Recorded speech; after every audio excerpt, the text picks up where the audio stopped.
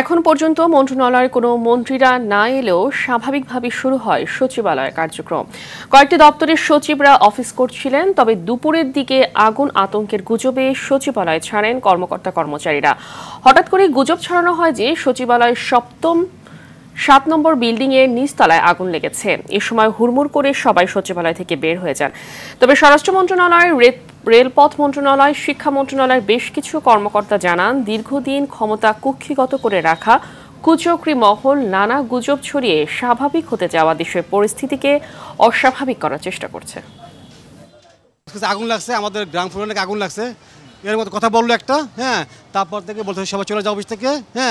অফিসে আপাতত কোনো নিরাপদ নাই। কিছু স্বার্থান্বেষী মহল একটা প্যানিক সৃষ্টি করার জন্যই এই সাউন্ডটা দিয়েছে, যার ফলে এই অবস্থার বিরাজমান করছে। তবে আমরা সবাইকে আশ্বস্ত করেছি কোথাও কোনো সমস্যা হবে না, আমরা আছি। দুষ্কৃতকারীরা হয়তো একটা উঠাইছে, শব্দ উঠাইছে যে সবাই চলে যান, মিনিস্ট্রিতে আঘাত হানতে পারে, সচিবালয়ের ভিতরে আক্রমণ হতে পারে, যে যে অবস্থায় আছেন বের হয়ে যান। আসলে এটা গুজব। সবাই তখন নির্দেশনার অপেক্ষায় আছেন। নতুন গভর্নমেন্ট ফর্ম করলে অফিসিয়াল এবং ফর্মালি হয়তো তারা জব সার্ভিস দিবেন।